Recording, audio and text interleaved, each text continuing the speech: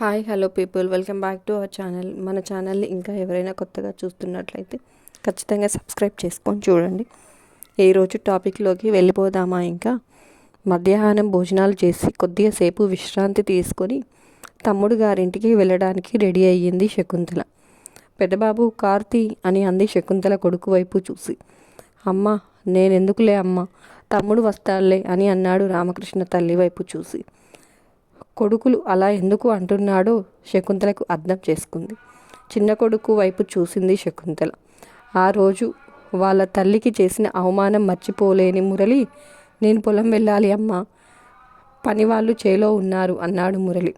అదే వేరే చోటికి అయితే తను అడగకపోయినా వెంట వచ్చేవాడని, అక్కడికి రావడం ఇష్టం లేకే ఇలా చెప్తున్నారని అర్థమై డ్రైవర్ని కార్ తీయమను అని చెప్పింది శకుంతల. డ్రైవర్ ఎందుకు నాని, ఇన్నేళ్ల తర్వాత నీ పుట్టింటికి వెళ్తున్నావు,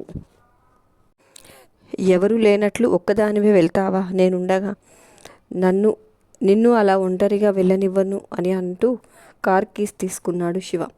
నిజంగా అమ్మ ఒంటరిగా వెళ్ళడం ఎవరికి ఇష్టం లేదు, కానీ ఎవరి సిచ్యువేషన్ వాళ్ళని వెళ్ళనివ్వకుండా బలవంతంగా ఆపివేయడంతో గత్యంతరం లేక ఊరుకున్నారు. కానీ ఇప్పుడు శివాని వద్దు అనడానికి ఎవరికి నోరు రాలేదు. ఇన్నేళ్ల తర్వాత తన ఇంటికి తాను వెళ్ళడానికి శకుంతలకి కూడా మొహమాటంగానే ఉంది. అందుకే శివ వస్తానన్నప్పుడు తను కూడా వద్దని అడ్డు చెప్పలేకపోయింది.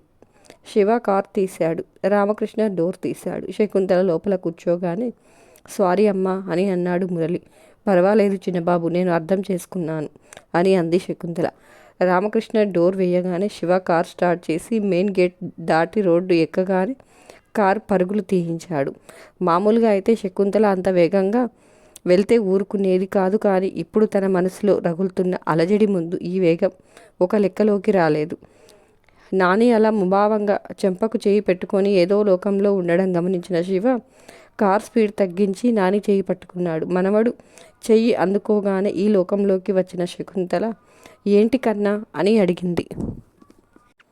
ఏంటి నాని అలా దిగులుగా ఉన్నావు? ఆ ఇంటికి వెళ్ళడం నీకు ఇష్టం లేదా అని అడిగాడు శివ. పుట్టింటికి వెళ్ళడం ఎవరికి ఇష్టం ఉండదు నాన్న, అయినా ఎందుకు అలా అడిగావు అని అడిగింది శకుంతల. అక్కడికి వెళ్తున్న ఆనందం నీ మొహంలో ఎక్కడా కనిపించడం లేదు సరికదా, ఇంకా దిగులుగా ఉన్నట్లు ఉంది, అందుకే అలా అడిగాను నాని అన్నాడు శివ. అదేం లేదు కన్నా, నేను బాగానే ఉన్నాను, కానీ ఇల్లు దగ్గరికి వచ్చే కొద్ది గుండెల్లో లోతుల్లో మండుతున్న పాత గాయాలు నిద్రలేచి కలవరపెడుతున్నాయి. రజని కళ్ళ ముందుకు వచ్చి నా వైపే చూసి తన అకాల మరణానికి కారణం నేనే అన్నట్లుగా నా వైపు దీనంగా చూస్తున్నట్లుగా ఉంది అంటూ ఉండగానే అప్పటి వరకు బలవంతంగా ఆపుకున్న కన్నీళ్లు కట్టలు తెంచుకున్నాయి. అది చూసిన శివ మనసు కూడా బాధతో గిలగిల కొట్టుకుంది. ఊరుకో నాని, పిన్ని చనిపోవడానికి నీకు ఏం సంబంధం లేదు, నువ్వు ఇవేం మనసులో పెట్టుకోకు అని ధైర్యం చెప్పాడు. తను చెప్పాడు, కానీ చెప్పినంత తేలిక కాదు అన్నీ మర్చిపోయి నార్మల్గా ఉండడం అని శివాకి కూడా బాగా తెలుసు. గేట్ దగ్గరికి ఎంటర్ అయి శకుంతల అద్దంలో నుంచి బయటకు చూసింది. బయట అంతా అలాగే ఉంది. పెద్ద మామిడి చెట్టు, ఇంకోవైపు జామ చెట్టు, పూల మొక్కలు, అంతా ముందుకు లాగే ఉంది. కారు వచ్చిన శబ్దం విని శక్తి మెట్ల మీద వేగంగా దిగి కిందకు వచ్చింది. తోటి కోడళ్ళిద్దరూ సంతోషంగా బయటకు వెళ్ళారు. అంతకు ముందు నుంచే వరండాలో కూర్చొని అక్క కోసం ఎదురు చూస్తున్న సీతారామయ్య లేచి కార్ దగ్గరకు వచ్చాడు. కార్ దిగిన అక్కని చూసి, ఎప్పటి నుంచి మీకోసం ఎదురు చూస్తున్నానో తెలుసా అని అన్నాడు. నువ్వు రెస్ట్ తీసుకోకుండా ఇలా బయట తిరుగుతున్నావా అని చిన్నపిల్లల్ని కోప్పడినట్లు కోప్పడింది శకుంతల. అలా అడుగు వదిన, మా మాట వింటారా పెడతారా? మీ తమ్ముడు పడుకోండి అలా తిరగకండి అంటే నేనేమన్నా రోగిష్టి వాడినా మంచానికి అతుక్కొని పడుకోవడానికి అంటూ నా మీద ఇంతెత్తున లేస్తున్నారు అని అంది. అప్పుడే అక్కడికి వచ్చిన తులసి ఆయన మీద కంప్లైంట్ చేస్తున్నట్లు.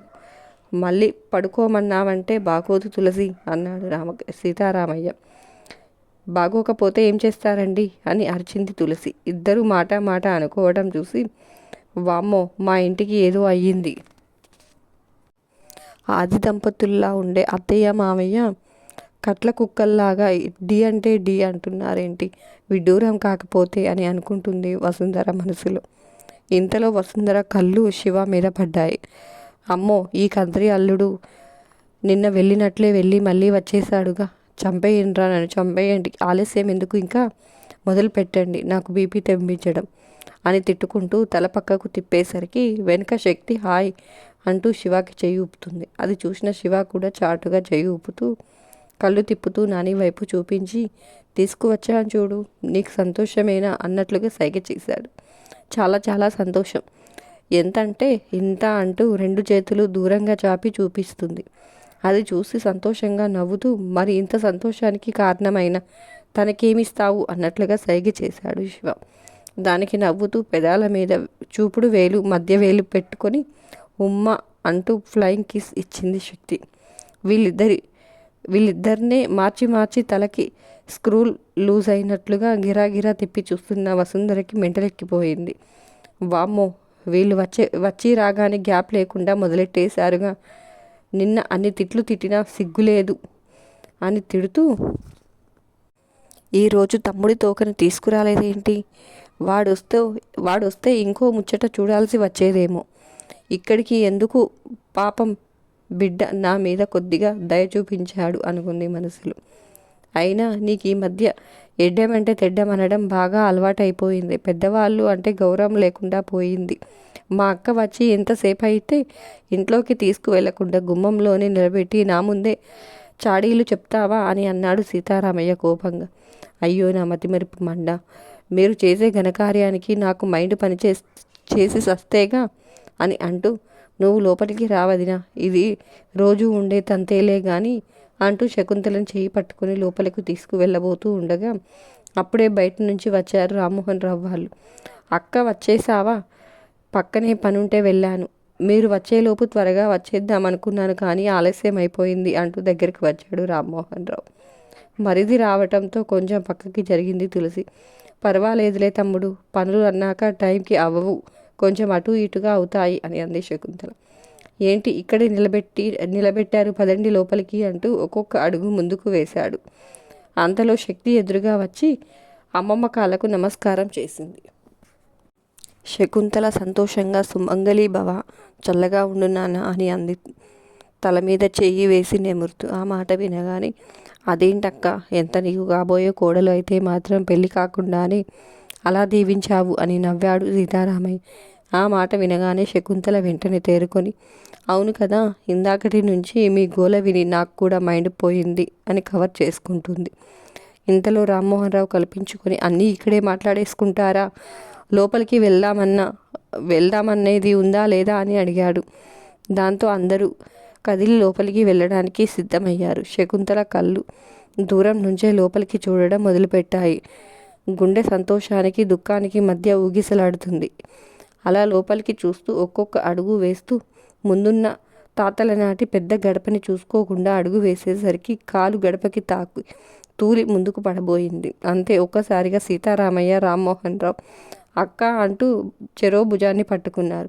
తమ్ముళ్ళు పట్టుకోవటంతో ముందుకు పడకుండా నిలబడి అయ్యో గడప చూసుకోలేదు అంటూ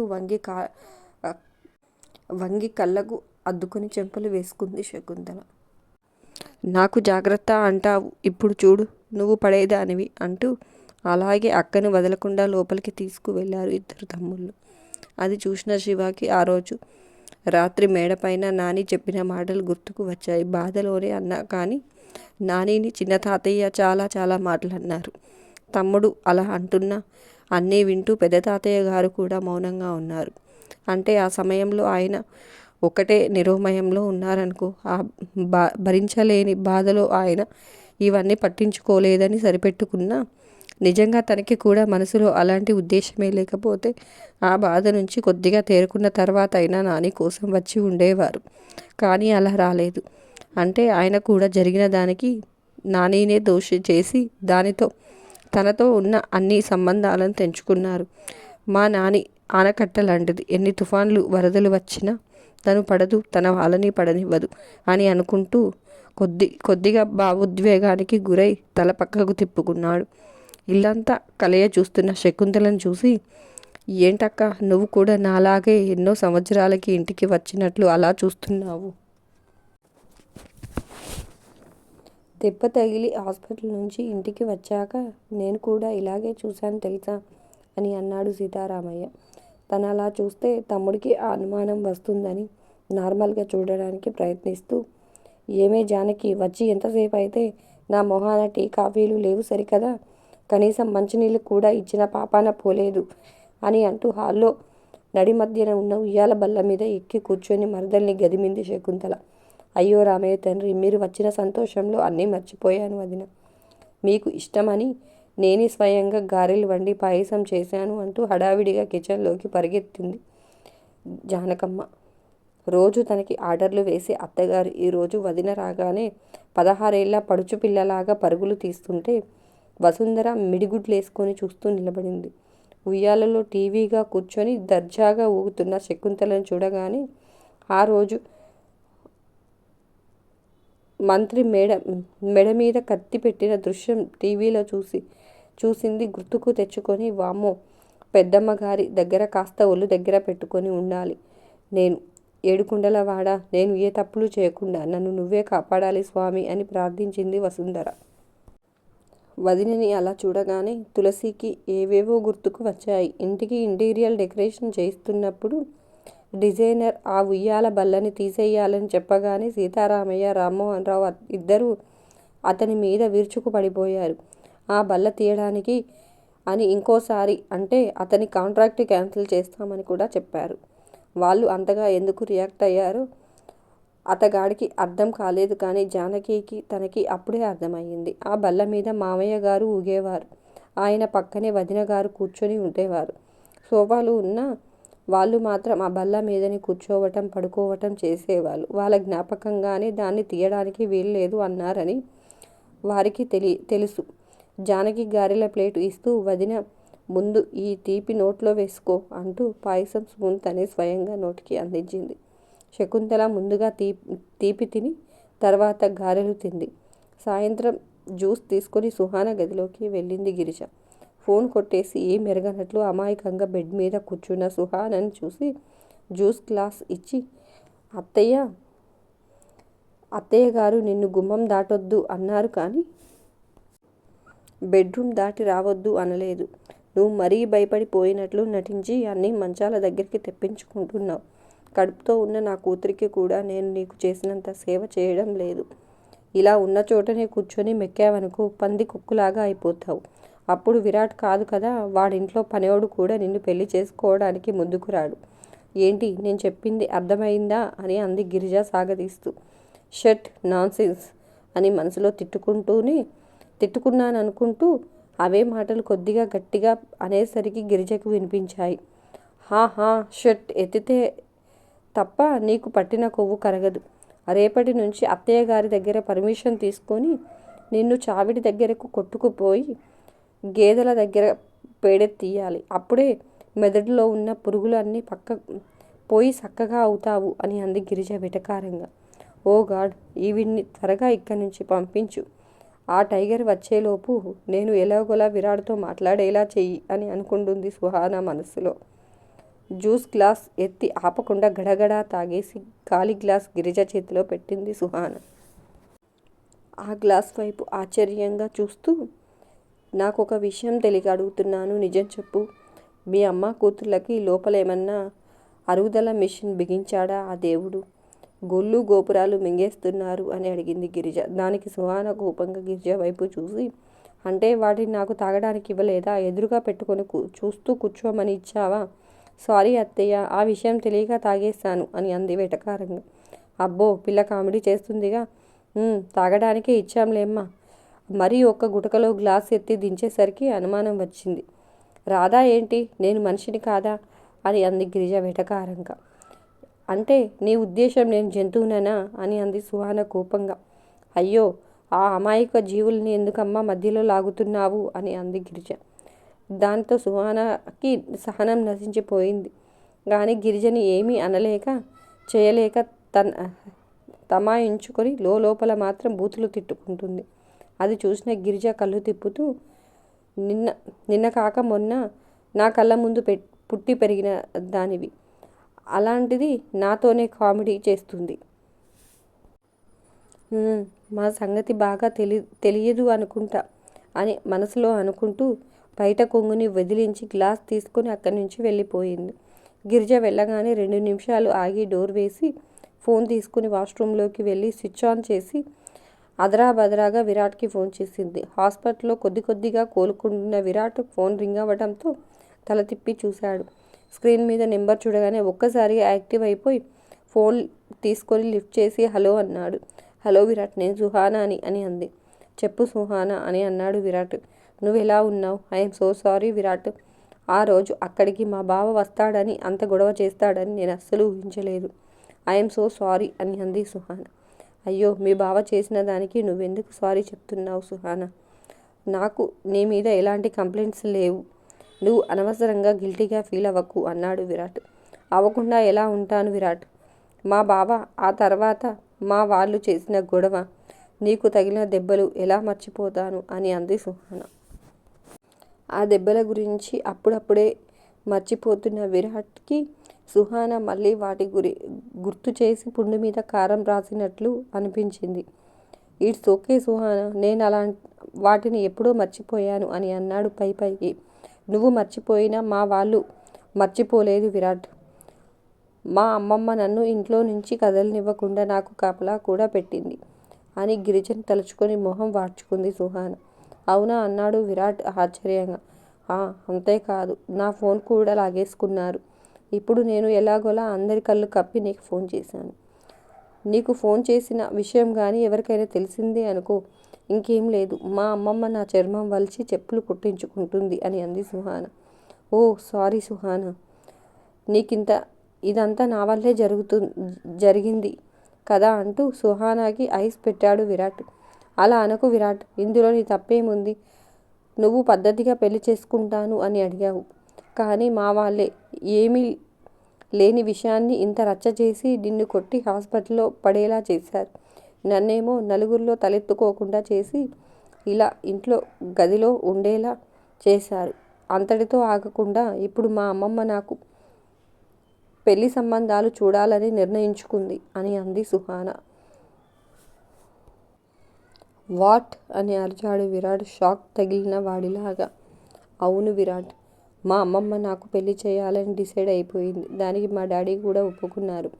నా టైం బాగుండి ఆ ముసలాయనకి యాక్సిడెంట్ అయిపోయింది. వీళ్ళంతా ఆ గొడవలో ఉన్నారు కాబట్టి సరిపోయింది, కానీ లేదంటే ఈ పాటికి మా అమ్మమ్మ పెళ్లి కొడుకుల పుట్టు పూర్వత్రాలు కనుక్కుంటూ ఉండేది అని అంది సుహానా. ఓ, అంత జరిగిందా అని అన్నాడు విరాట్. విరాట్, ఇప్పుడు కూడా మా అమ్మమ్మ ఇంట్లో లేదు కాబట్టి నేను నీకు ఫోన్ చేయగలిగాను. లేదంటే ఆవిడ వాసన చూసి దొంగను పట్టుకునే రకం. ఇంకా వాళ్ళ పుట్టింటి నుంచి వచ్చేస్తుందేమో. నీ ఆరోగ్యం జాగ్రత్త, ఇంకా ఉంటాను అని బాయ్ చెప్పి ఫోన్ పెట్టేలోపు, వెయిట్, మీ అమ్మమ్మ వాళ్ళ పుట్టింటికి వెళ్ళిందా? ఎప్పుడు, ఎందుకు వెళ్ళింది అని అడిగారు విరాట్ ఆతృతంగా. చాలాసేపు అయింది వెళ్ళి. ఎందుకు వెళ్ళిందో నాకు తెలీదు. వాళ్ళ చిన్న తమ్ముడు ఫోన్ చేశాడు. వాళ్ళ అన్నయ్య ఏదో ముఖ్యమైన విషయం మాట్లాడాలి అన్నాడంట. ఆయన వచ్చే పరిస్థితుల్లో లేరుగా, అందుకే మా టైగర్ అక్కడికి వెళ్ళింది అని చెప్పింది సుహానా. ఓ అవునా, అంత అర్జెంటుగా మాట్లాడాల్సిన విషయం ఏమై ఉంటుంది అని అడిగాడు విరాట్. మా అమ్మమ్మ తిరిగి వస్తే కానీ తెలియదు విరాట్ అని అంది సుహానా. ప్లీజ్ సుహానా, మీ అమ్మమ్మ తిరిగి వచ్చిన తర్వాత ఏ విషయం గురించో నాకు ఫోన్ చేసి చెప్పవా అని బ్రతిమలాడాడు విరాట్. నో విరాట్, ఇప్పుడు ఫోన్ కనపడలేదని మా దెయ్యం అత్తకి అనుమానం వచ్చిందంటే నా మీద మా అమ్మమ్మకి చెప్తుంది.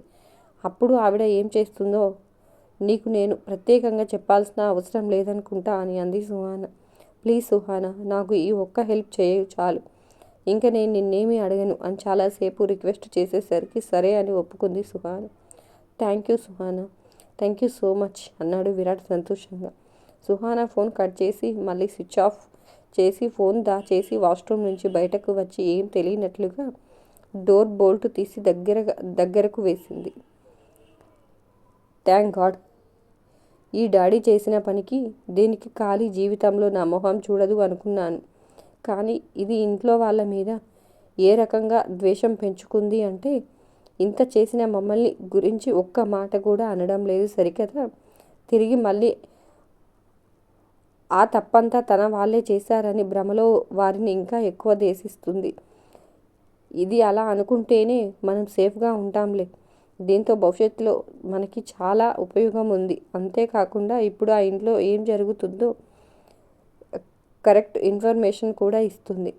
అయినా ఈ పెద్ద అయిన వెంటనే మాట్లాడాలి అని పిలిచే అంత ముఖ్యమైన విషయం ఏమై ఉంటుందమ్మా అని అంతేనండి ఈ రోజుకి ఈ వీడియో. మరొక మంచి టాపిక్తో మళ్ళీ మీ ముందుకు వస్తాను. అంతవరకు ఉంటాను. Bye bye. వెళ్తూ చిన్న లైక్ చేయడం మాత్రం అస్సలు మర్చిపోకండి.